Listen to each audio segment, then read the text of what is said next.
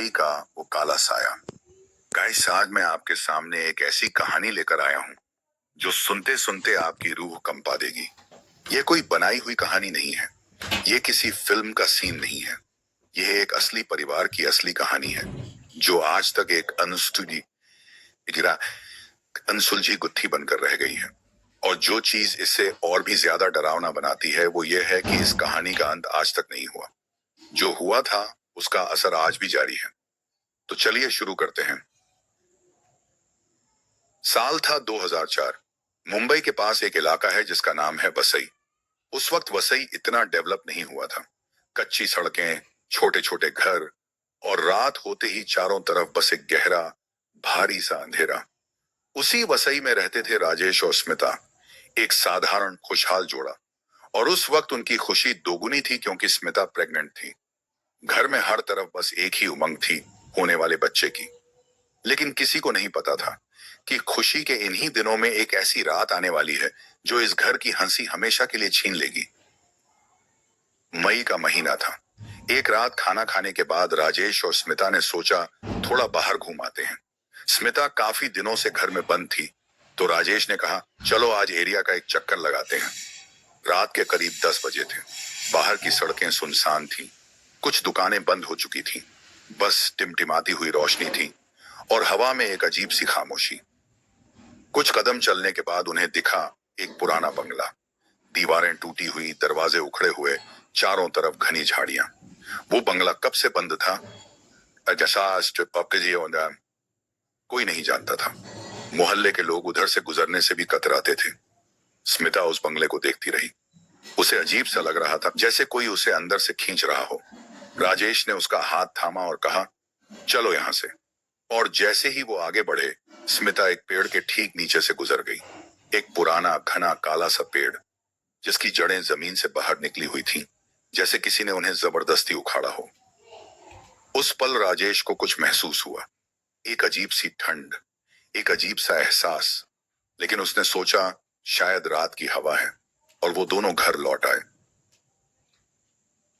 उस रात के बाद सब कुछ बदलने लगा, धीरे धीरे, बहुत धीरे धीरे, जैसे कोई चुपके से किसी के घर में घुस जाता है। स्मिता का स्वभाव बदलने लगा। पहले वो एकदम शांत, मीठी बोलने वाली लड़की थी, लेकिन अब वो घंटों चुप रहती, अचानक से गुस्से में आ जाती। और सबसे अजीब बात, वो राजेश को अपने पास फटकने भी नहीं देती थी, जैसे उसके करीब आने से उसे कोई तकलीफ हो। राजेश ने खुद को समझाया, प्रेगनेंसी है, मूड स्विंग्स होते हैं। लेकिन असली डर तब शुरू हुआ जब रातें बदलने लगी। रात को अचानक स्मिता नींद में उठकर बैठ जाती और कांपती हुई कहती, कोई है यहाँ, कोई मुझे छू रहा है। और उसकी आंखों में वो खौफ देखकर राजेश का दिल डूब जाता। स्मिता रोते हुए कहती, जब मैं सोती हूं तो ऐसा लगता है जैसे कोई मेरे ऊपर आना चाहता है, कोई मुझ पर काबू करना चाहता है। राजेश रात भर उसके पास बैठा रहता, उसे समझाता, लेकिन खुद के अंदर एक अजीब सा डर उसे खाता जा रहा था। फिर एक रात राजेश ने खुद देखा, स्मिता सो रही थी और धीरे धीरे उसका कंबल खिसकने लगा, बिना किसी के छुए, जैसे कोई अदृश्य हाथ उसे खींच रहा हो।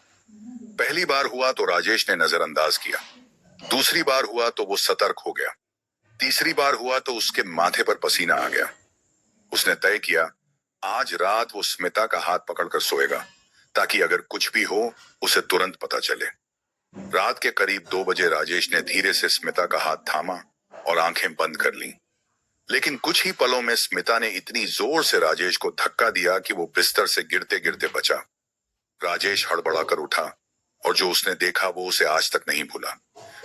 स्मिता धीरे धीरे बिस्तर पर खड़ी हो रही थी, लेकिन उसके पैर बिस्तर पर नहीं थे, वो हवा में उठ रही थी। आंखें खुली थीं लेकिन बिल्कुल खाली, जैसे अंदर कोई और था। और फिर उसके होंठ से आवाज निकली। वो आवाज स्मिता की नहीं थी, वो एक भारी, कर्कश, मर्दाना आवाज थी जो अंधेरे से आती लग रही थी। उस आवाज ने कहा, दूर रह मुझसे, ये औरत अब मेरी है, और इसके पेट में जो बच्चा है उसे मैं जीने नहीं दूंगा। राजेश के हाथ पांव जम गए, वो एक पल के लिए पत्थर हो गया। फिर जो हुआ वो बस भागना था। वो कमरे से निकल गया और पूरी रात हॉल में दरवाजे से चिपक कर बैठा रहा।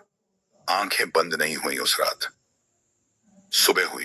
राजेश कांपते हाथों से कमरे में गया। स्मिता एकदम नॉर्मल थी। चाय बना रही थी, मुस्कुरा रही थी, जैसे रात को कुछ हुआ ही नहीं। राजेश ने जब रात की बात बताई तो स्मिता ने हैरानी से कहा, क्या? मुझे तो कुछ भी याद नहीं, मैं तो बस सो रही थी।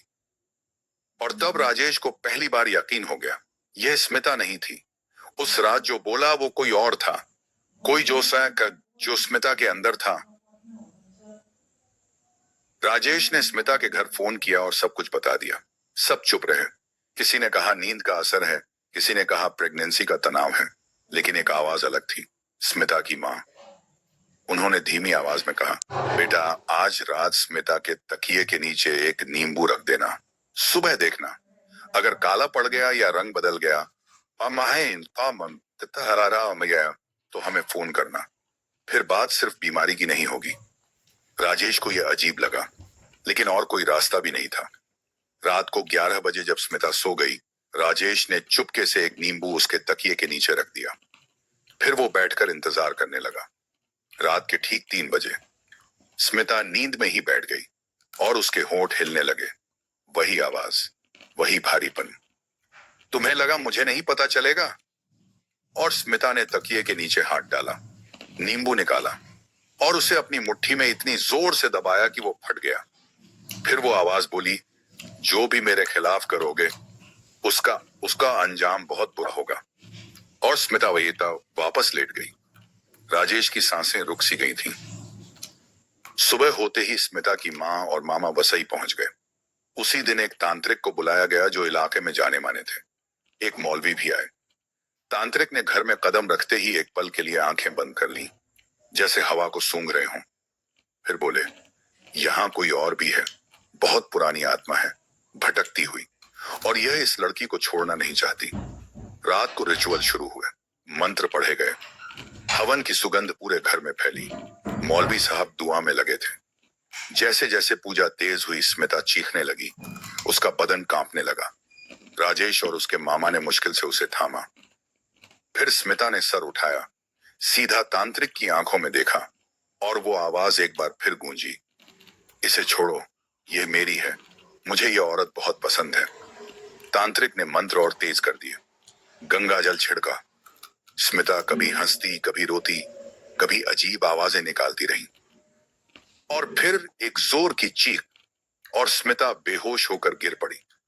कमरे में पूरी तरह सन्नाटा छा गया। तांत्रिक ने धीरे से कहा, अभी के लिए चला गया है, लेकिन पूरी तरह नहीं गया। समय बीता। स्मिता धीरे धीरे ठीक होने लगी। कुछ महीनों बाद उसने एक स्वस्थ बच्चे को जन्म दिया। राजेश को लगा शायद अब सब खत्म हो गया, लेकिन नहीं। आज भी इतने सालों बाद राजेश की फैमिली कहती है कि अमावस्या की रात को स्मिता का व्यवहार थोड़ा बदल जाता है। नींद में अजीब बातें बोलती हैं। कभी कभी उसकी आवाज एक पल के लिए भारी हो जाती है, और सुबह पूछो तो उसे कुछ भी याद नहीं होता। वो चीज गई नहीं है, बस चुप हो गई है। वसई के उस पुराने बंगले में, उस काले पेड़ के नीचे आज भी कुछ है। कोई है जो इंतजार करता है। और और अगर आप कभी उधर से गुजरे रात के वक्त अकेले, तो बस एक बात याद रखना, कुछ जगहें आपको देखती हैं, और अगर आप एक पल के लिए भी रुक गए तो हो सकता है वो आपको भी चुन ले।